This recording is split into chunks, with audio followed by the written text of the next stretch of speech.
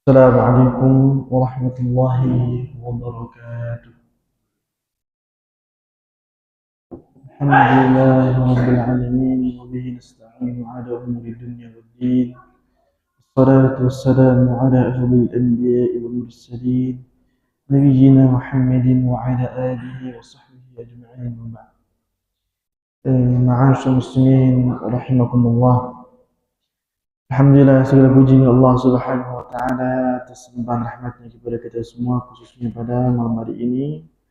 Allah ringankan langkah kita untuk menghadiri majelis ilmu salah satu rumah dari rumah Allah dalam rangka menambah keimanan dan ketakwaan kepadanya. Salawat dan salam semoga senantiasa tercurah dan disampaikan kepada Nabi kita Muhammad sallallahu alaihi wasallam, juga kepada keluarganya, para sahabatnya, dan seluruh umatnya yang senantiasa menghidupkan sunnahnya. Ma'asyur muslimin rahimakumullah.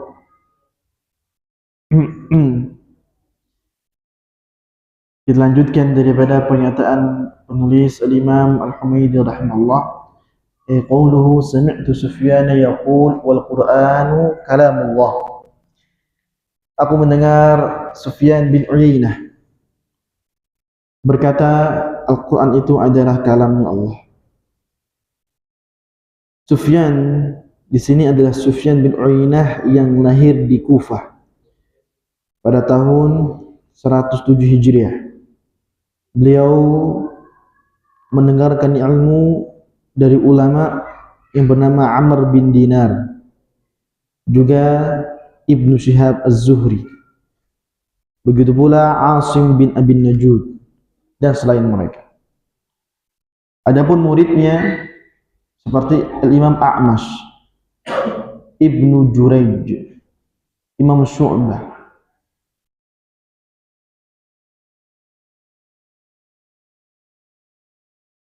wa Abdullah ibn Mubarak. Syafi'i, Imam Syafi'i mendengarkan daripada Sufyan. Ini mengambil ilmu dari Sufyan bin Uyainah.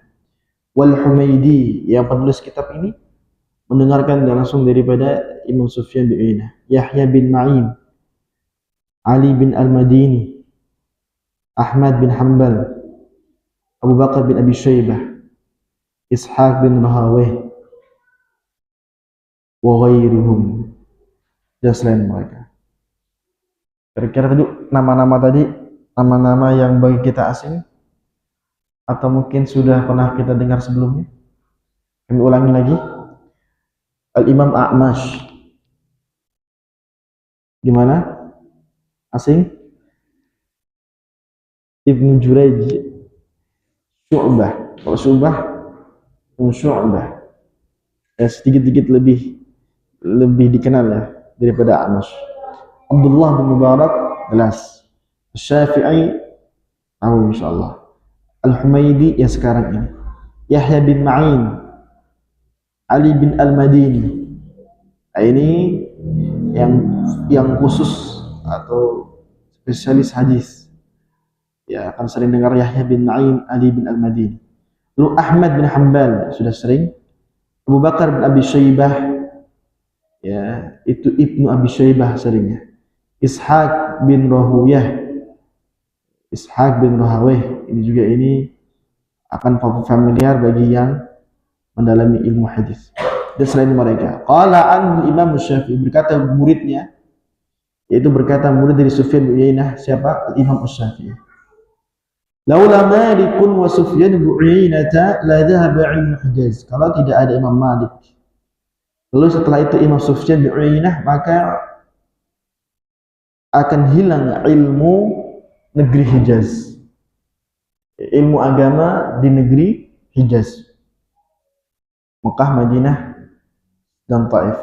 Wa mata, dan beliau meninggal pada tahun 198 sama wa tis'in wa mi'ah, 198. Wa 'asha 91 sanah, sehingga usianya sekitar 91 tahun.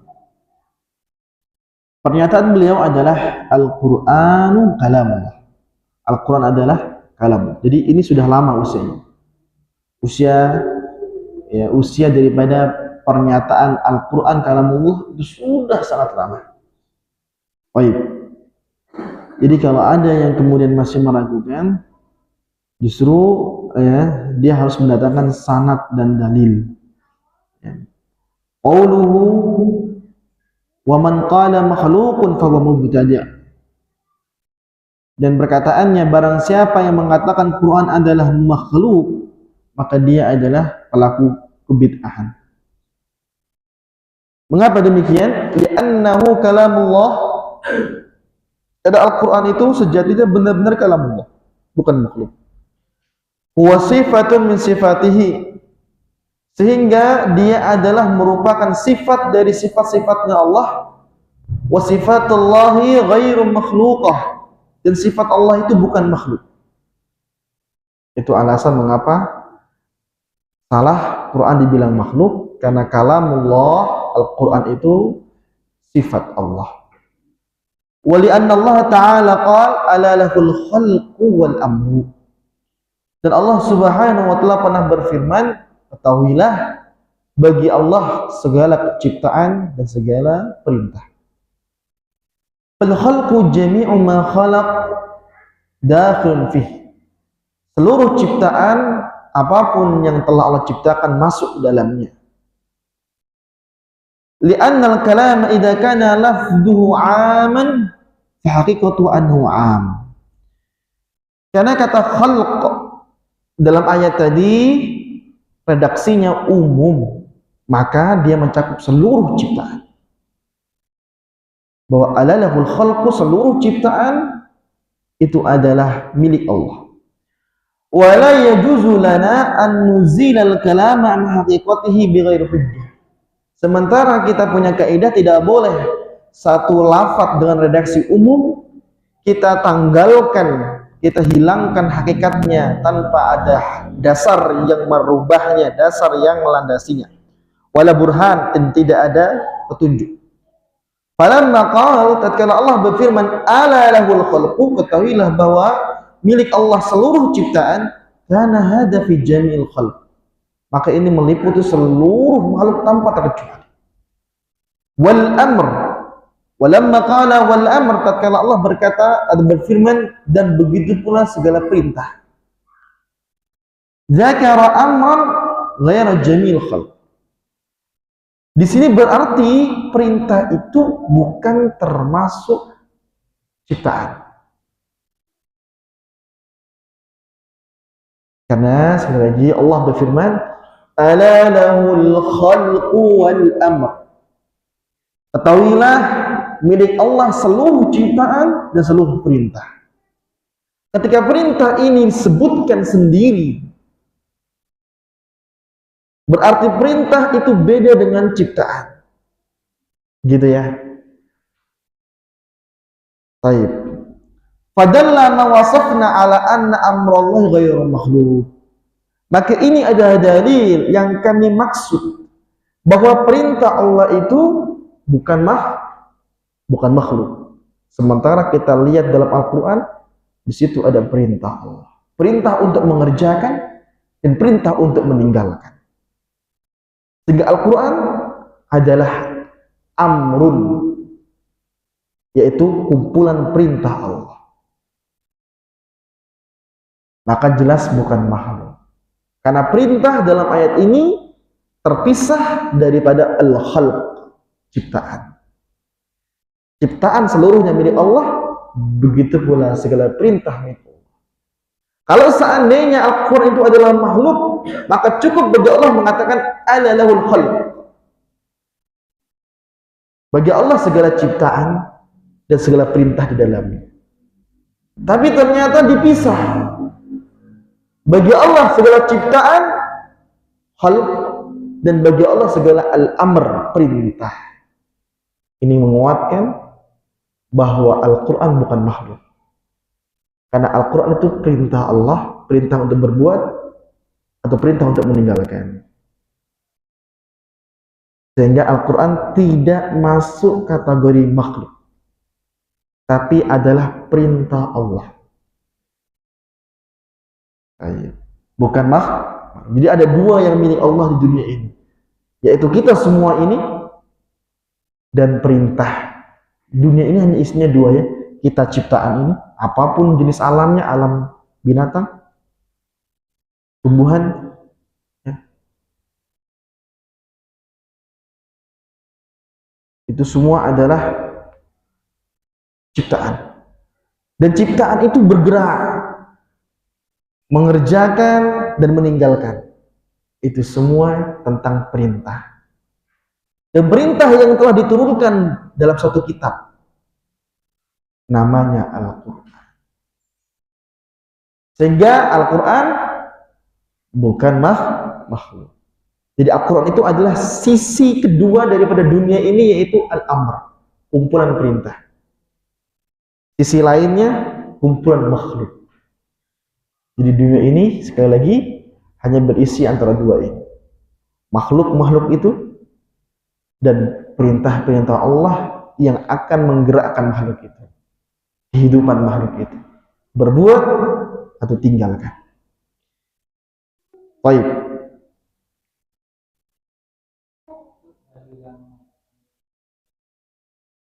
Ya. Oh iya, suratnya belum kelihatan ya, suratnya belum kelihatan. Sebentar, ya sudah. Ya sudah.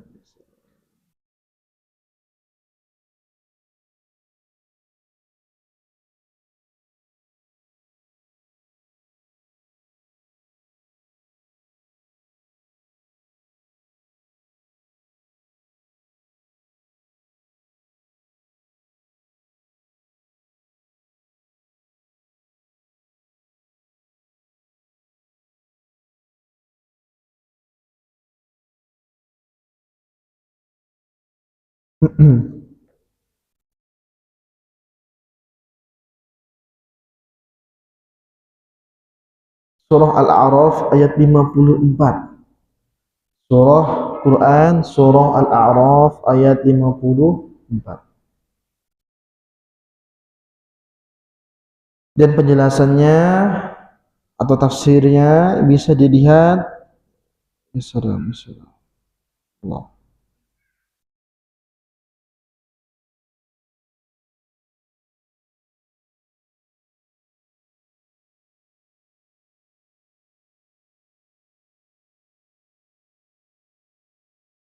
Penjelasannya bisa dilihat pada kitab Al-Ibanah karya Imam Abdul Hasan Al-Asy'ari.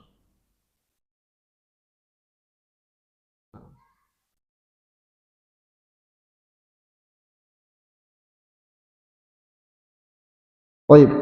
Wa qala al-Malik wa kadzalika, kemudian dalil kedua adalah Asy-Syura ayat 52. Asy-Syura ayat 52. Wa kadzalika auhayna ilaika ruhan min amrina. Begitu pula kami wahyukan kepada engkau Muhammad ruhan. Ruh bukan berjasad tapi ruh. Min amrina, dari perintah kami.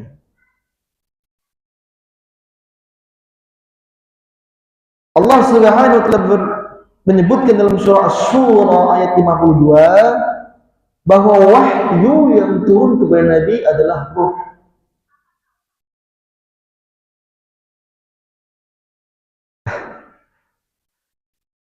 Ya ini yang Allah Subhanahu wa taala adalah jadikan Al-Quran itu disebut dengan ruham min amrina, ruh dari perintahkan. Ini menguatkan bahwa kata al-amr di situ adalah Al-Quran Al-Karim. Karena Allah menjadikan sumber daripada Al-Quran adalah berasal dari perintah-perintahnya Allah. Perintah mengerjakan atau perintah meninggalkan. Di surah Asy-Syu'ara ini menguatkan untuk ayat Al-A'raf 54, surah 52 ini menguatkan untuk Al-A'raf 54 bahwa Al-Quran itu merupakan perintah Allah. Dan Allah sebut Al-Quran perintah, sehingga dia bukan makhluk, karena perintah bukan makhluk. Qala al-Imam Malik rahimahullah, man qala al-Qur'ana makhluk, barang siapa yang mengatakan Quran makhluk, yuja'u darban, pantas mendapat dipukul sampai sakit, wa yuhbas, dipenjara, hatta yamut, hingga meninggal dunia. Berarti penjara seumur hidup. Ini pendapat Imam Malik. Kalau kita lihat ketegasan daripada ucapan beliau, ini menunjukkan bahwa Quran bukan makhluk. Jadi yuja'u darban, disakiti dengan dipukul, dan diyuhbas, dipenjara sampai dengan meninggal dunia, penjara seumur hidup. Jadi penjara seumur hidup bukan masalah apa korupsi terbesar, tapi masalah keyakinan yang menyimpang bagi Imam Malik. Dalam fikih Imam Malik rahimahullah, Al-Imam Syafi'i mengatakan Al-Qur'anu kalamullah ghairu makhluk. Al-Quran itu adalah kalamullah, bukan makhluk. Imam Ahmad bin Hanbal mengatakan man qala Al-Qur'anu makhlukun fa huwa indana kafir. Bayangkan bagaimana pernyataan mereka. Barang siapa yang mengucapkan Al-Quran adalah makhluk, maka menurut kami Imam Ahmad, dia telah kufur, menjadi seorang yang kafir. Li'anna Al-Qur'ana min ilmillah, karena Al-Quran itu semuanya dari ilmu Allah. Wa fihi asma Allah, dan di dalam Al-Quran ada nama-nama Allah. Jadi itu sifatnya Allah dan nama Allah dan ilmu Allah dibilang makhluk. Maka ini adalah sebuah kesalahan. Mengapa kesalahan? Ya, kalau nama Allah, sifatnya, ilmunya makhluk, berarti ada di tubuh Allah makhluk. Dan itu tidak bisa. Tidak mungkin Allah bercampur dalam dirinya susunan makhluk. Tidak mungkin. Sehingga kita harus tegas mengatakan Al-Quran itu kalamullah, bukan makhluk. Mereka menyangka dengan mengatakan Quran itu makhluk, membersihkan Allah,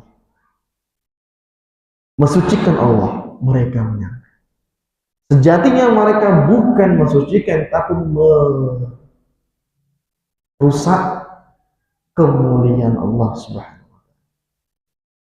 Alasan yang paling kuat yang mereka gunakan, karena kalam berbicara itu seperti terjadi pada makhluk. Kalau Allah juga punya kalam, manusia punya kalam, berarti ada kesamaan. Maka mereka tolak kalam dengan mereka katakan Al-Quran itu bukan kalam. Inilah yang dimaksud mensucikan ala-ala kadarnya. Harusnya mensucikan itu sebagaimana yang jadi arahan ulama-ulama kita terdahulu.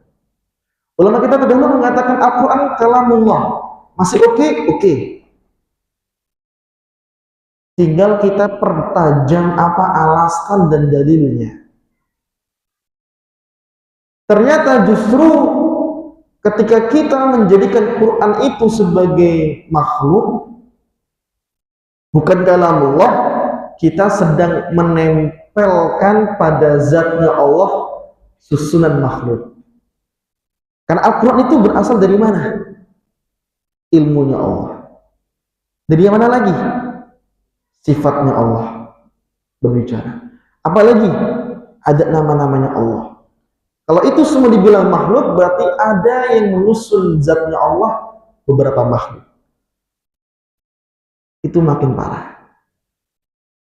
Ketimbang hanya merasa tidak siap mengatakan manusia berbicara, Allah berbicara. Kalau masalah itu dianggap sebuah masalah, kita bisa jadikan itu bukan masalah. Bahwa Allah berbicara sesuai kemuliaannya. Tambahi kata-kata itu, selesai. Sementara manusia berbicara sesuai kekurangannya. Akhirnya nggak sama. Begitu. Itu namanya menyelesaikan masalah. Kalau dianggap masalah. Karena kalau kita lihat antar binatang saja mereka punya komunikasi. Namun komunikasi binatang tidak sama seperti manusia. Mereka berbicara, kita berbicara. Apakah kita sama dengan binatang yang berbicara karena sama-sama bicara? Antar makhluk saja yang aktivitasnya sama, tidak sama zatnya. Maka bagaimana makhluk dengan pencipta? Walaupun aktivitasnya sama, tapi beda zat. Dan itu pun juga beda hakikat.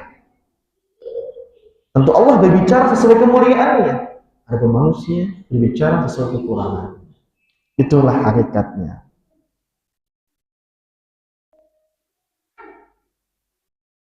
Baik. Qala Sufyan Ats-Tsauri. Imam Sufyan Ats-Tsauri. Jadi Sufyan bin Uyainah. Ini Sufyan Ats-Tsauri. Ada dua Sufyan memang. Satunya Uyainah bin Uyainah, satunya Ats-Tsauri. Dua ulama besar. Man za'ama anna qaulallahi, barang siapa yang menyangka bahwa firman Allah, ya Musa innahu anallahul azizul hakim. Dalam ayat itu ada, dalam surah apa ini? Surah An-Naml ayat 9. Wahai Musa, sesungguhnya dia adalah sesungguhnya aku adalah Allah Al-Aziz Al-Hakim, kata Allah di hadapan Musa. Tanpa wujud, namun suaranya jelas. Kata Imam Sufyan Ats-Tsauri, apabila ayat ini dibilang makhluk, maka fahuwa kafirun zindiq, maka dia telah jatuh kepada kekufuran, kemunafikan, halalun. Ini agak ngeri. Ini artinya apa? Halal dami. Ya, itu nanti diterjemahkan dalam kamus. Ya. Halal atau halal? Halal atau halal? Halal haram. Dam itu yang kita lihat merah dalam tubuh kita, cairan. Itu sekeras itu, bayangin. Nah, kita tidak menjadikan ini serampangan. Kita tidak seperti itu. Kita bahas ini supaya kita tahu bagaimana mereka dulu sekeras itu dengan sikap kesalahan kemaksiatan ini. Tapi eksekusinya bukan perorangan, pemerintah ini. Jadi semua yang menyangkut darah kaum muslimin itu hak atau wewenangnya bukan di perorangan, tapi di perhakiman. Perhakiman ini maksudnya yang menjalankan hari ini pemerintahan, tidak ada peradilan pemerintahan. Jadi intinya adalah kita ingin gambarkan bagaimana kerasnya, beratnya kemaksiatan ini di tengah-tengah para ulama salaf. Itulah perkataan mereka. Tentunya ini ya pintu awalnya karena dia jatuh kepada sikap yang bisa menjerumus kepada kekufuran. Lah kenapa? Bagaimana dia sebut Allah itu susunannya makhluk? Allah itu susunannya makhluk. Karena dia bilang Quran itu makhluk. Sementara Quran itu dari ilmu Allah. Itu aja, itu celahnya. Sehingga akan kemana-mana. Semua hukum-hukum yang diancamkan kepada orang yang kafir berlaku untuk dia akhir. Ini bentuk kewaspadaan, kehati-hatian, hati-hati waspada dari perbuatan ini. Baik, tentunya untuk memvonis bahwa dia yang apakah setiap mengatakan ini lalu dia kafir, itu sama seperti orang-orang yang melakukan pembatal-pembatal Islam. Apakah setiap melakukan begitu saja dia langsung tervonis kufur? Maka ini tentunya adalah memperhatikan dua bit takfir, kriteria batasan ya dalam mengkafirkan. Dan ini bukan wewenang ya satu dua orang kaum muslim, tapi ulamanya kaum muslim, bukan musliminnya, tapi ulamanya muslim. Baik, hanya saja perbuatan itu menjerumuskan kekufuran, ya. Dan orangnya jatuh kepada kekufuran atau tidak, divonis atau tidak, maka kembalikan kepada ulama yang kaum muslim. Baik, berikutnya.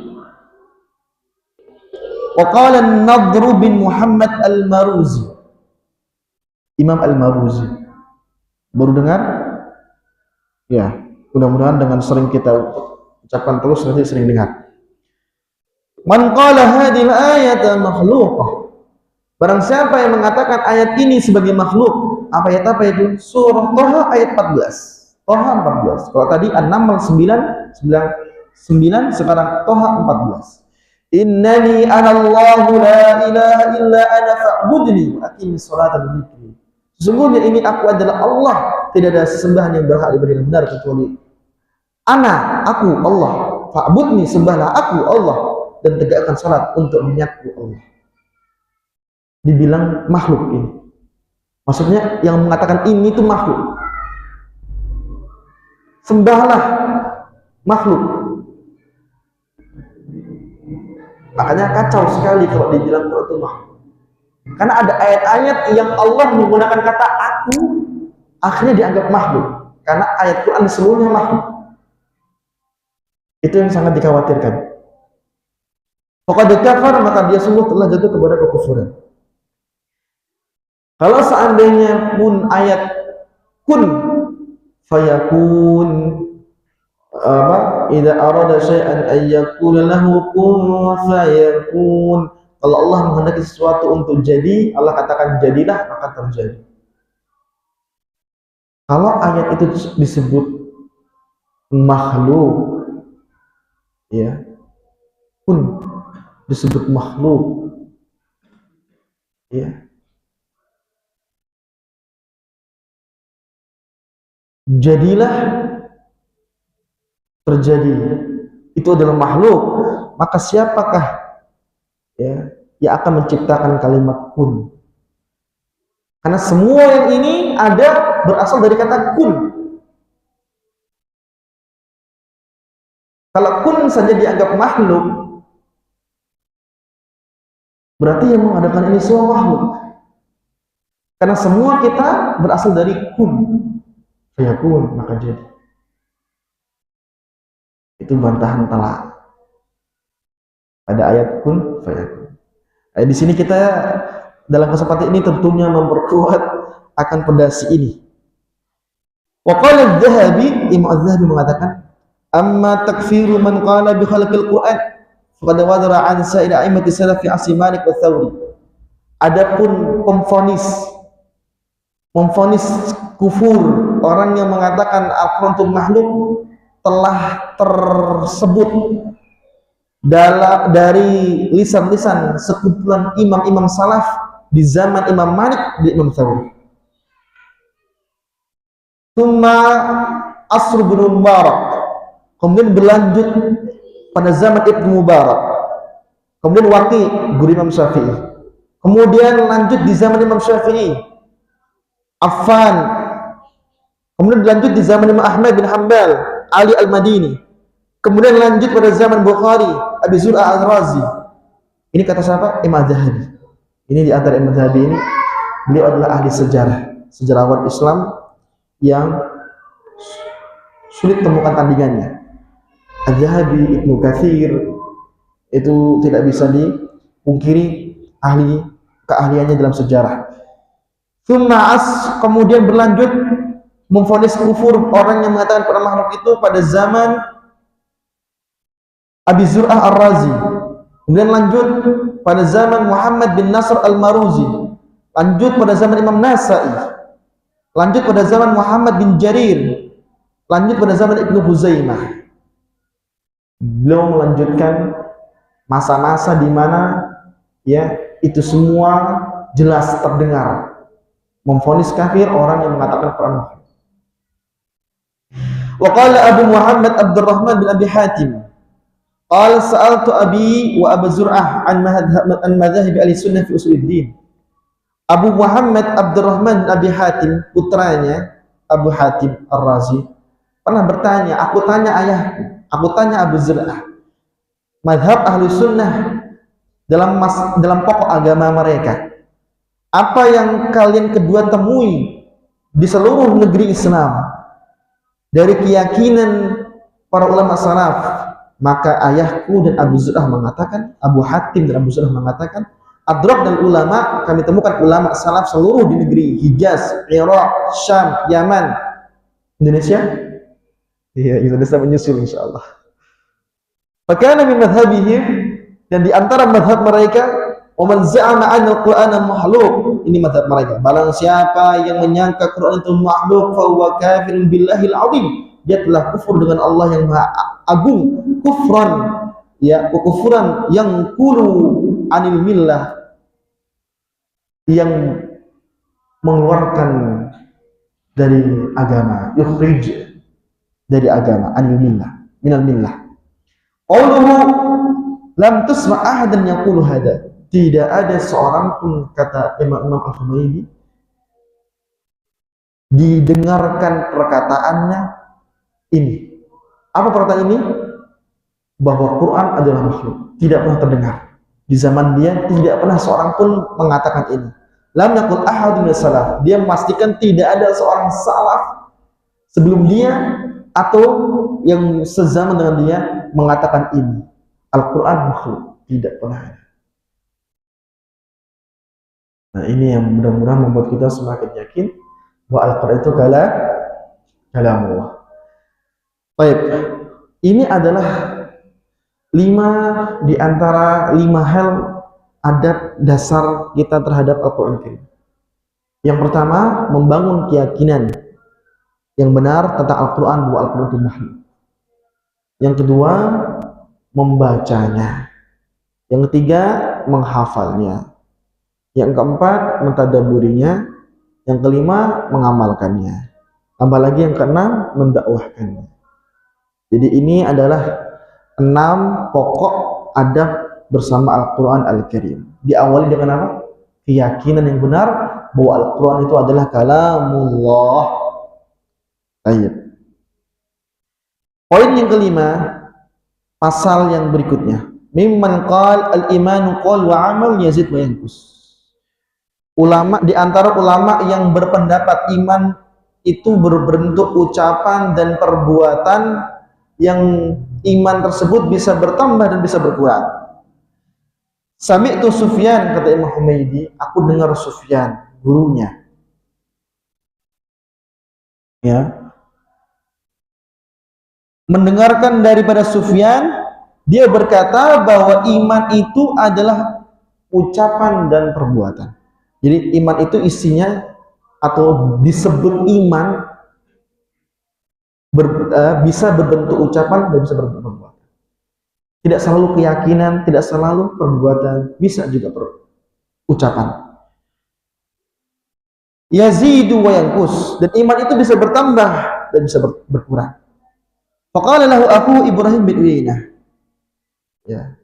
Maka berkata untuknya saudaranya Ibrahim bin Uyainah. Jadi yang mengucapkan ini ulama Sufyan bin Uyainah. Dia punya saudara namanya Ibrahim bin Uyainah.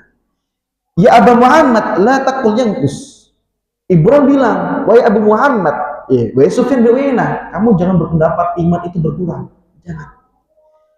Faqadiba, maka dia pun marah, murka. Waqal, dan berkata untuk saudaranya, uskut ya sabi. Karena dia lebih kecil, saudara dia Ibrahim ini lebih kecil, lebih muda dari dia. Diamlah kamu wahai sabi, ya, anak yang belum balik ya. Sabi. Bal hatta la yabqa min syai'.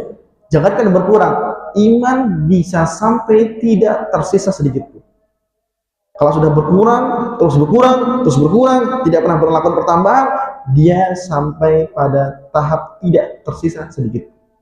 Sangat bisa. Jadi mengatakan berkurang itu boleh.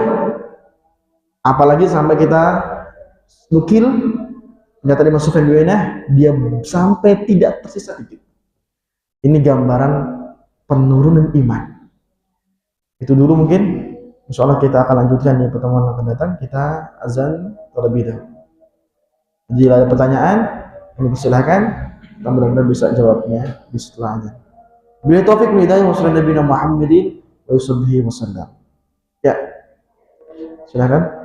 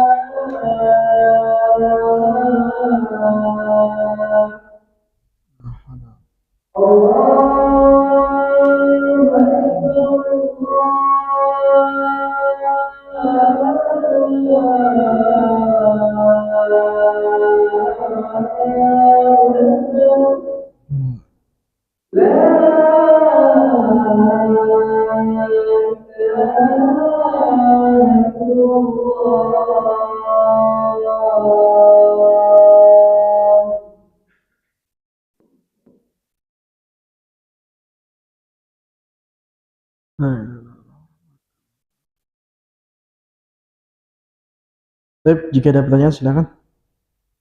Ya.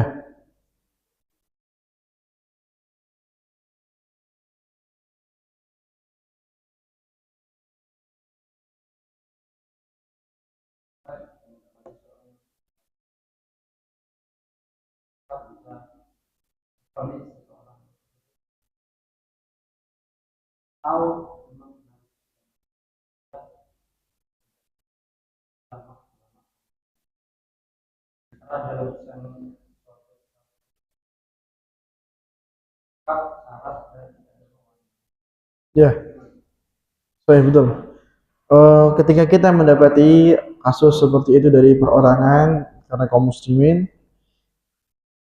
dan itu semua kita telah tahu tadi bersama bahwa ulama-ulama salaf memvonis mereka jatuh dalam kekufuran atau termasuk perkara-perkara yang membatalkan keimanan mereka, mengeluarkan mereka dari agama mereka. Maka kita di sini eh, satu, menyatakan bahwa sikap itu, yaitu perbuatan yang dilakukannya adalah perbuatan yang menjerumuskan kepada kekufuran. Namun kedua, kita tidak menjatuhkan vonis, karena vonis tersebut punya kriteria. Pertama, syaratnya harus terpenuhi.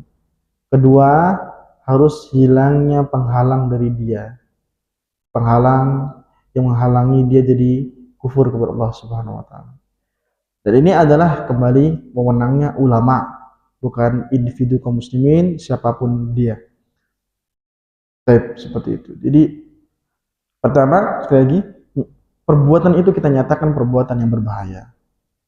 Yang kedua, tidak memvonisnya, ya, dan dengan arti kita berhati-hati untuk vonis sembarangan. Yang ketiga, melakukan bayyinah, yaitu pembuktian, dengan kita sampaikan penjelasannya yang sebenarnya agar dia mungkin mengetahui, atau mungkin dia mengetahui tapi dia tersandung syubhat, kerancauan berpikir sehingga tidak jelas dalilnya. Maka mungkin kita lakukan ya diskusi ya, bil hikmah atau billati hiya ahsan, dengan yang lebih baik menurut kita, ya, setelah kita menimbang kondisinya. Wallahu ta'ala bishawab. Karena ini perkara yang berat.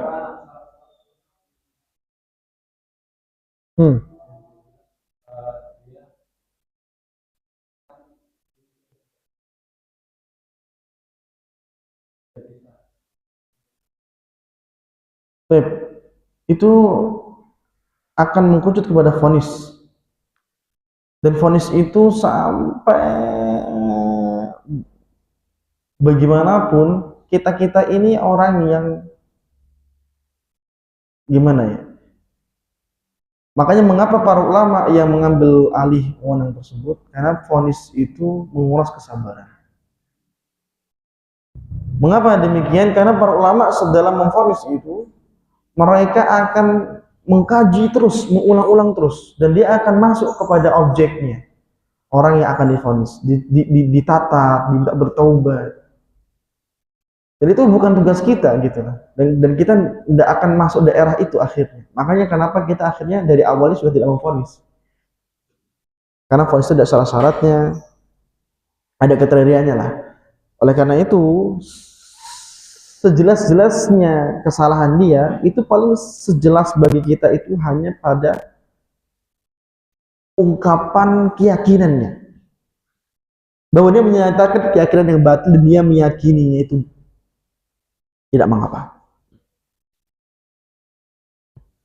Bahkan dia mendakwahkan orang lain. Baik. Ini ya adalah apa namanya? Bukanlah alasan untuk bermudah-mudahan memvonis. Dan beda lagi masalah takfir dengan masalah bahwa dia jatuh kepada penyimpangan. Ya, bagaimana ada takfir, ada tabdi', membid'ahkan atau mengkafirkan. Itu semua pun juga ya ada tahapan yang mirip. Hanya saja kebid'ahan belum tentu mengkafirkan, tapi kalau takfir, berarti dia telah pasti berbuat kekufuran. Maka bisa jadi dia jatuh kepada perbuatan yang bid'ah, mubtadi, yang itu lebih ringan, ya, atau lebih cepat daripada itu untuk supaya kita rumuskan hasil agar kita minimal terhindar dari bahaya penyampaian atau keyakinan yang disampaikan oleh yang didakwahkan kepadanya, yaitu dengan mewaspadai wanti-wanti daripada ucapan ini dan ini pernah diucapkan si fulan. Hati-hati. Tinggal kita sekarang adalah, ya, orang di antara orang yang lebih punya tanggung jawab daripada banyak orang, ya, untuk bagaimana orang ini yang kita tahu bahwa dia menyimpang tersadarkan. Ima dari kita atau ima kita panggil ustadz-ustadz yang bisa memberikan pencerahan bagi kita. Kita usahakan seperti itu. Jadi sejauh inilah yang mungkin kita bisa sikapi. Baik. Ya, tidak bisa. Karena masalahnya barang siapa yang mengatakan dia kafir ternyata dia tidak kafir, nanti kafir itu kembali kepada dia. Itu hanya berlaku kepada takfir, vonis kafir. Maka kita bukan kelompok yang sembarangan memvonis. Tapi kalau tabdi atau menghadar, ya, atau mentahdzir, itu jika tahdzir lebih ringan daripada tabdi, ya, tidak sampai menghajar, ya, mendiamkan, tapi diwaspadai penyimpangan keyakinan, itu sesuatu yang memang sudah harus ditahdzir, diperingatkan, diingatkan, sebutkan kesalahan daripada pernyataan. Itu sudah kewajiban kita dalam rangka tanasuh, bukan menjatuhkan kehormatan, wala diumbar di majelis, wala di apa, tapi secara intens, bila perlu secara privat, ya, seperti itu. Baik, seperti itu, ya. Allah ta'ala biswab, ya, mungkin itu dari apa yang dapat kami sampaikan. Adapun tadi masalah iman, ya, tahukah siapakah Ibrahim bin Uyainah? Ibrahim bin Uyainah itu adalah seorang ahli hadis, saudara dari Sufyan bin Uyainah. Maksudnya adalah bagaimana dia walaupun tidak menyatakan dengan lugas bahwa dia mengingkari penurunan iman, tapi kata-katanya mengarah kepada seakan-akan jangan bilang iman itu turun. Maka dibantah dengan keras saudaranya Sufyan bin Uyainah. Ini juga ulama hadis, antar ulama. Bahkan diterangkan sama Sufyan bin Uyainah, bahkan iman itu berkurang, bahkan terus menurun, jika terus menurun sampai bisa tidak sedikit pun. Hadis yang menurunkan penurunan iman, ayat juga ayat yang walaupun tidak terlafadzkan tapi tersirat dalam kandungannya. Liyazdadu imanan ma imanim, supaya iman mereka bertambah. Ketika iman itu bisa bertambah, berarti bisa berkurang. Itu pemahaman sebaliknya, mafhum muhalafah. Adapun hadis yang menunjukkan bahwa iman itu berkurang, hadis daripada Imam At-Tabrani, ya, dalam kitab Al-Mu'jam Al-Kabir, di Sahih Al-Albani rahimahullah. Innal imana la yakhlaq fi jawfi ahadikum kama yakhlaqu as-sabul khalid. Iman di dalam relung dada kalian bisa usang, rusak. Artinya menurun, dan penurunannya itu sampai membuat dia usang, sudah rusak. Sebagaimana pakaian yang dulunya baru, bersih, bisa kotor dan usang. Maka mintalah kepada Allah agar senantiasa memperbaharui iman kalian, agar senantiasa bertambah atau bertahan, ya, terus berkurang hingga usang. Ini menunjukkan hadis yang menerangkan bahkan akan apa? Begitulah hadis, ya. Apa? La yasli mu'min, ketika dia berzina dia mukmin. Tidak salah seorang itu disebut mukmin ketika dia berzina. Menunjukkan bahwa keimanannya melemah, ya, menurun ketika dia bermaksiat. Ini menunjukkan gambaran bahwa iman itu bisa menurun. Dan ini nasihat buat kita semua bahwa kata Imam As-Sa'di rahimahullah, di antara taufik Allah kepada hamba itu adalah cara pandang. Dan cara pandang yang diberi taufik oleh Allah apabila seorang muslim bisa memandang di hadapannya, ya, kapan imannya menuju pertambahan dan apa saja yang dapat mengurangi imannya tersebut. Apa saja yang dapat menambah imannya dan apa saja yang dapat mengurangi atau menurunkan imannya. Apabila seseorang melihat dirinya, tahu bahwa kapan iman dirinya bertambah dengan apa saja dan berkurang dengan apa saja, maka tandanya dia dapat taufik. Kata Imam Sa'di rahimahullah. Karena setiap kita ini punya iman yang berbeda. Dan setiap iman kita ini karena berbeda-beda, masing-masingnya pun berkurang dengan sesuatu yang berbeda-beda. Begitulah bertambah dengan sesuatu yang berbeda-beda. Ada sebagian kita yang mudah sholat, sehingga imannya bertambah dengan sholat. Ada yang kita mudah dengan baca Quran. Begitu pula sebaliknya. Ada yang ternyata mudah baca Quran, namun ternyata ya mudah bermaksiat dengan wanita, atau mudah bermaksiat ya dengan muamalah yang buruk, mudah bermaksiat dengan gadget, HP-nya. Jadi dia terjatuh dalam kemaksiatan yang mudah bagi dia dan dan apa namanya menjadi hal yang bisa dia mungkin untuk kerjakan dan orang lain mungkin nggak kerjakan. Jadi siapa yang tahu kapan imannya naik dengan apa saja dan kapan imannya turun dan itu dengan apa saja, itu bentuk taufik Allah kepada seorang hamba tersebut. Demikian kutipan daripada Al-Imam As-Sa'di rahimahullah. Al-abdul mu'minul muwaffaq, kata beliau. Mukmin, hamba mukmin yang diberi taufik. Dia tahu kapan imannya akan menuju kesempurnaan dengan apa saja, dan dia tahu kapan imannya menuju penurunan dengan apa-apa saja. Baik, Allah ta'ala biswab. Wassalamualaikum Muhammadin wasallam. Subhanakallah hamdika asyhadu an la ilaha illa anta astaghfiruka wa atubu ilaik. Assalamualaikum warahmatullahi wabarakatuh.